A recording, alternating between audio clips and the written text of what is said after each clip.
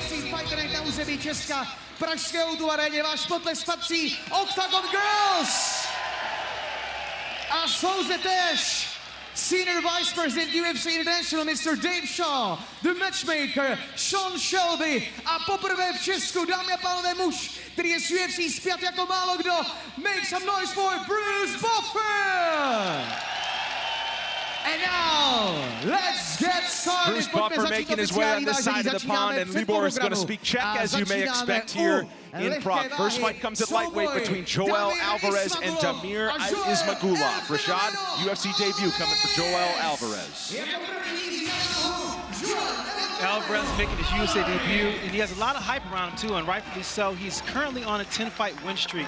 Although Alvarez is beyond excited to make his UFC debut, he said he's going to keep it simple and not get too engulfed by the moment like he's seen a lot of fighters making the UFC debut. You mentioned it, a 10-fight win streak. This guy in 16 fights has never gone to a decision, and his game is on the ground. 14 submissions, 7 of them have come by triangle. In all, 5 different techniques to get the tap-out victory. He'll try to put Spanish MMA on the map. This 25-year-old from Spain, stepping on the scale, makes his UFC debut tomorrow night. Well, I mean, if you look at his body, he has a perfect body for the submission game. He has these long arms and these long legs, and that spells disaster when you go in the lower weight classes. In this fight at 155 pounds, the highly touted Damir Ismagulov on the other side, 17 wins, 2 losses. He is 28 years old. He's been a lightweight champ at M1 Global, now trying to begin a championship run in the UFC. This is his second octagon appearance. Quick turnaround after a December 1st victory in Australia over Alex Georges. Hearing it from the crowd here in Prague tonight.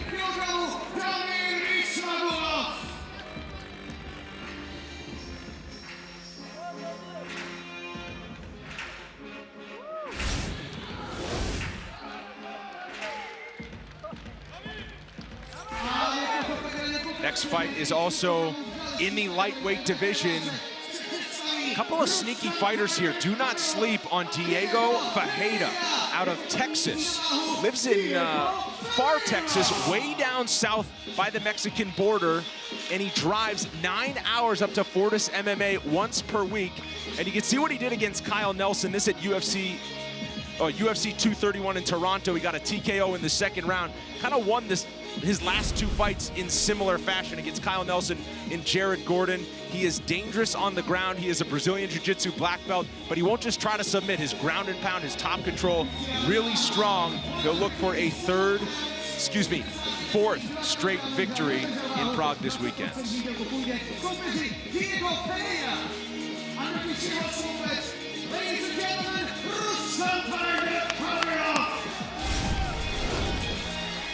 There he is, Rustam Kabalov. He has 8 first-round finishes, 4 wins by knockout, 5 wins by submission. You see, they say you're only as good as your company. Well, he's in some pretty good company there with the 6-fight win streak up there for the longest win streaks in the lightweight division. How about good company as well? Trains with Khabib Nurmagomedov's father out of Dagestan, Russia. 27th pro fight this weekend, and it's against no slouch in Thiago Santos.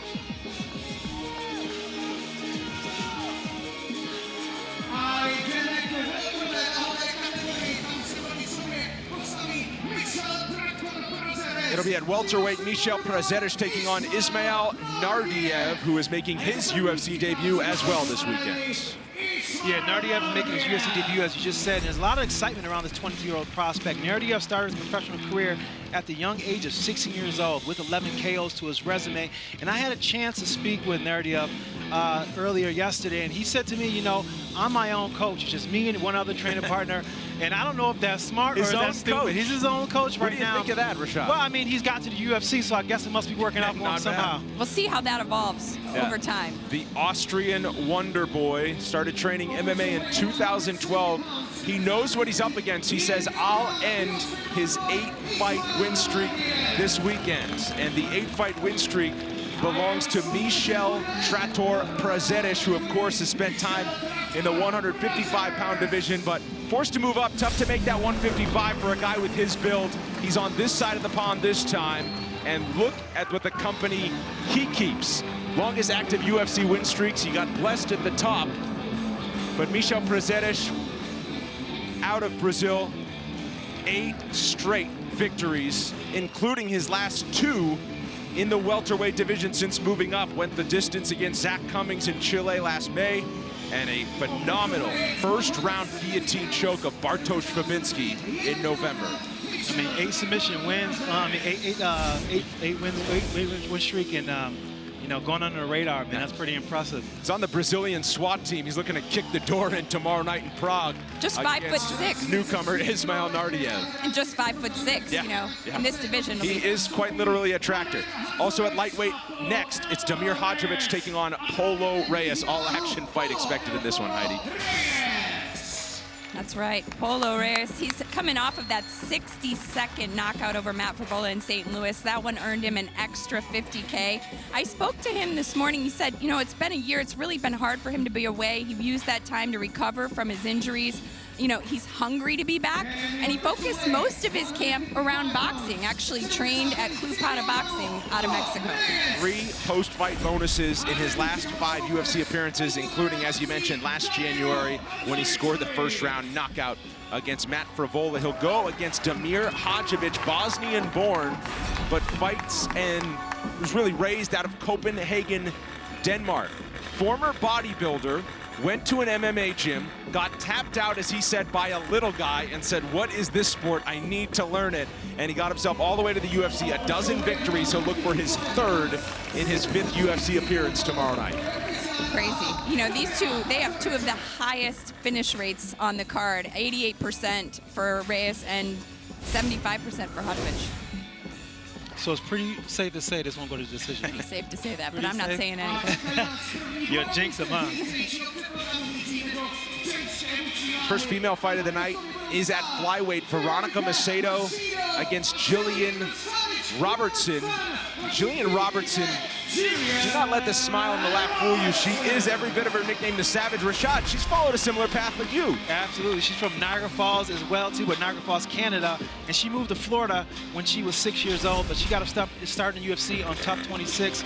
And, you know, she's bouncing back from a loss in her last fight, but she said that was due to the fact that she didn't have much time to work with her coach. And she went down to train with Tyron Woodley in Milwaukee to train next to Dean Thomas, her striking coach, to get some work in within the last 2 weeks.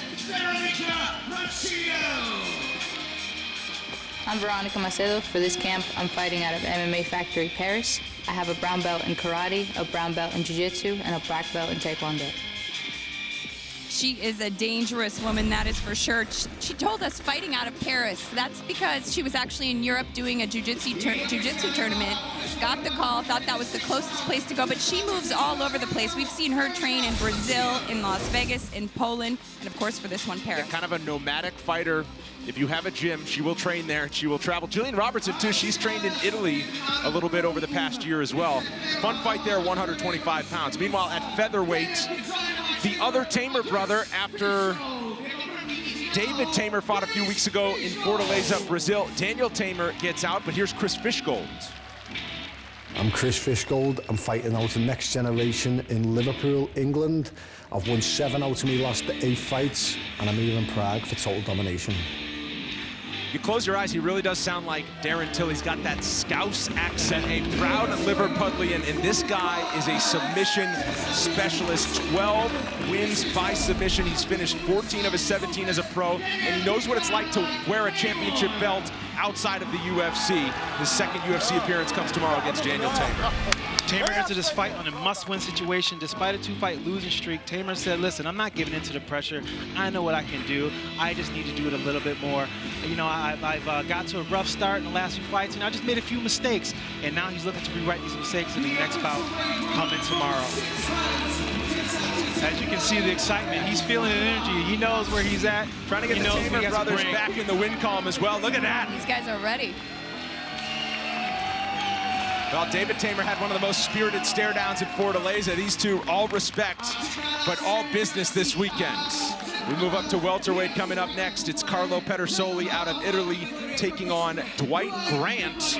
More on Dwight Grant in a moment, but Carlo Pedersoli trying to continue to put Italy MMA on the map. That's right, Brendan. He has 5 first-round finishes, finished 7 of his 11 wins. He comes from a pretty famous Italian film family, actually. He's named after his grandfather, Carlo Sr., better known as Bud Spencer. He was a famous Italian actor, a water polo player, and an Olympic swimmer. He said being around his grandfather made him strive for greatness. His grandpa even got to watch him a couple of times and said he really liked his style. Has a win over UFC veteran Nicholas Dalby as well, who of course took Darren Till to a draw. Meanwhile, Dwight Grant will look to get his hand raised in the octagon for the first time. 34-year-old who earned his UFC contract on Dana White's Tuesday Night Contender Series last summer. Really thought he did enough to earn the victory over Zach Otto in Milwaukee, but he came out on the short end of that one, says he's ready to force the issue. He let the fight come to him, and the fight just never really came to him the way he wanted to in Milwaukee. So he plans to be the aggressor this weekend in Prague. Justin Big Pretty Willis, who has a fight coming up in his corner, also on the stage there. But Dwight Grant, center stage from American Kickboxing Academy this weekend. Yeah.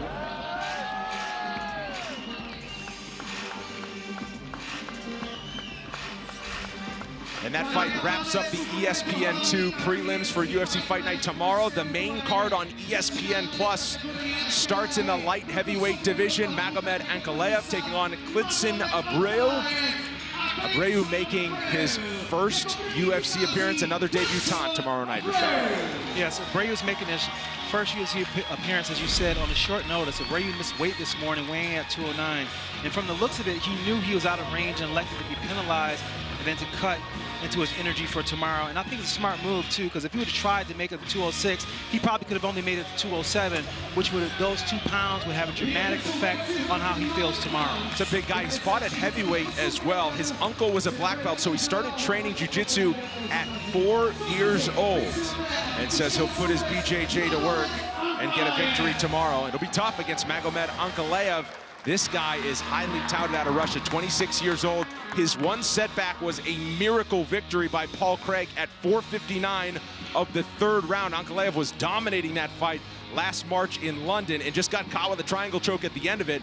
But he turns around, and in Moscow, a first-round knockout over Marcin Prokopiev got him an extra $50,000. Magomed Ankalaev making his 3rd UFC appearance tomorrow night at light heavyweight.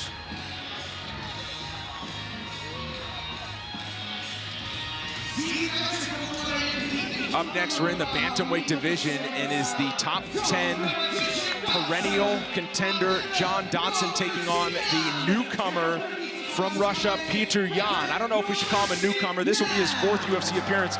He is perfect in the octagon, 3-0 so far. This guy is devastation personified. Caused Douglas Silva de Andrade's corner to stop the fight on New Year's weekend at UFC 232 just a couple of months ago.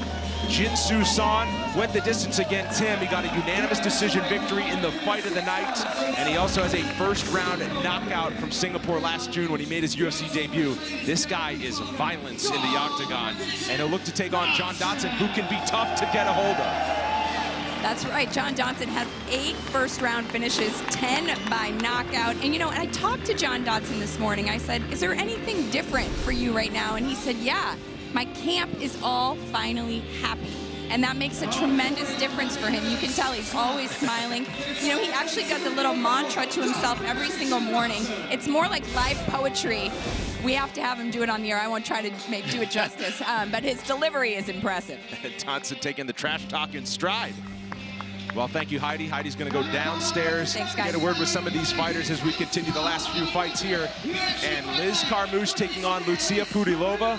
Pudilova, the only fighter from the Czech Republic on this card, and relishing the opportunity to fight in front of her hometown crowd, proudly bringing the flag to the stage.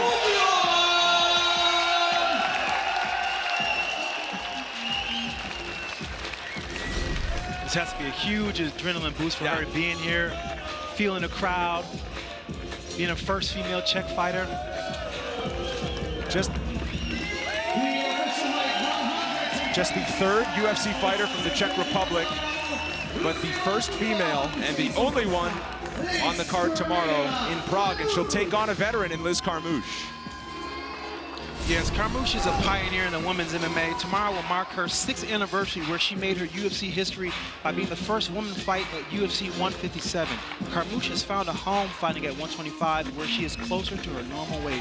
Carmouche is excited to fight in Prague because she said this city is on her bucket list. She said, I'm excited to fight in Prague where I can mark off one bucket list and get a big victory tomorrow. Not a bad place to celebrate your birthday as well. Just turned 35 years old on February 19th.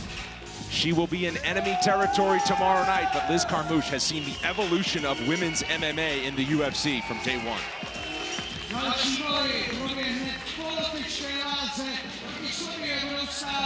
At light heavyweight, it's John Vellante, the fan favorite from Long Island, New York, taking on Michal Olejniczak. First appearance for Michal Olejniczak from Poland since UFC 217. That was in Las Vegas, went the distance, and he looked great against Khalil Roundtree. That actually was turned into a no contest, and Olejniczak coming back from a suspension. But this guy has still finished 9 of his 12 pro victories, 8 by knockout. And he will have a guy in front of him who is willing to stand in the pocket and throw hard punches, because that is what John Vellante is all about, and that's what he likes. Michal Olejniczak will stand and trade with the big guy from Long Island.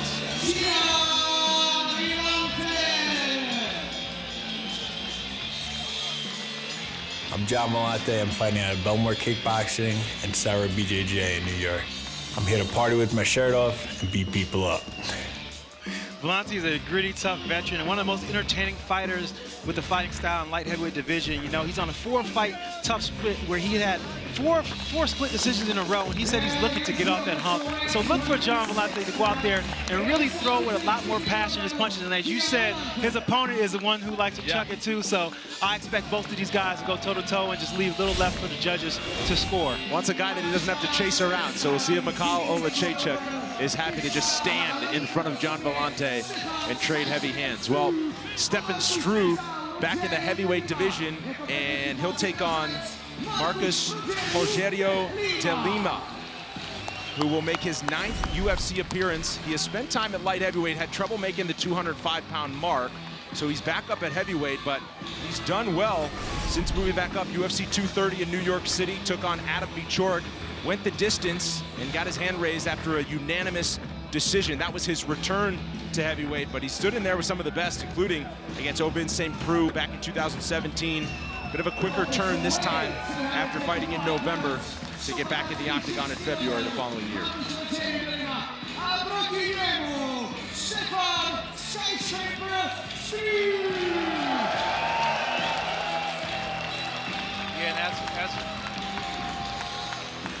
Okay, as we can see here, you know, Stefan Struve, you know, he can beat the best of the best, and Struve is trying to find his footing once again as he's been plagued by injury, nagging injuries. Struve is a former teammate of mine, and he did his last training camp back home in Holland, and Struve feel like training back home in Holland got him to tap back into his old roots once again, and he's feeling great now. He's feeling great about where he's at, and now he's feeling home. He's gonna go out there and have a great fight. Use that reach. I feel like I'm within his reach. I'm staying across the hall from him. Stefan Struve will get back at it.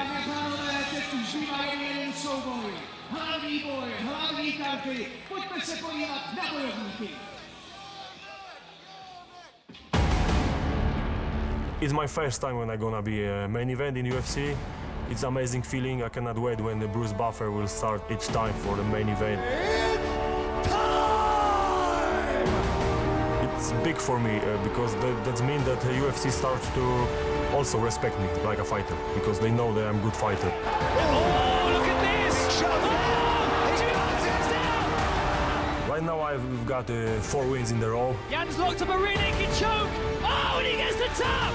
Wow! Now I'm number 4 in UFC, one of the best, but soon I will be the best one.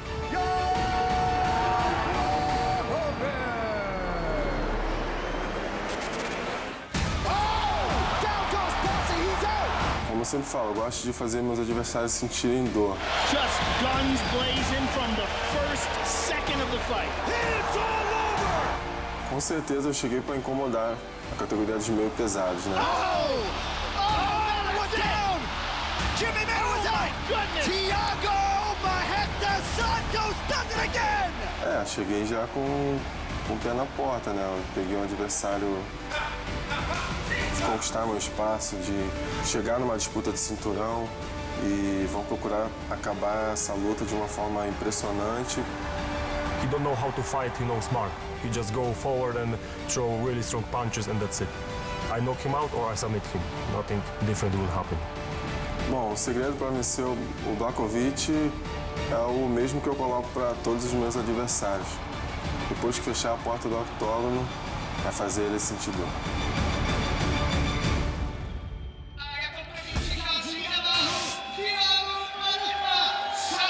Over the last 2 years, this guy has become appointment television. When he is fighting, you should watch it. Thiago Santos, whether it's at middleweight or light heavyweight, this guy can throw heavy hands and put you out. You could see where he ranks. Most knockouts in UFC history. One this weekend would put him one behind the great Vitor Belfort, and he has shown the ability to do so no matter the weight class. Jimmy Manoa, perhaps the round of the year was the first round at UFC 231 in Toronto on December 8th.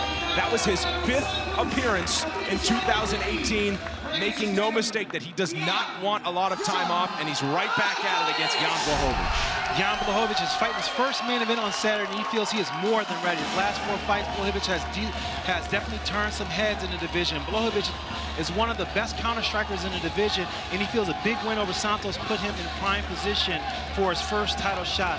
Błachowicz jokingly said, hey, if I don't get a title shot after this fight, I don't normally do this, but I will take the internet beef.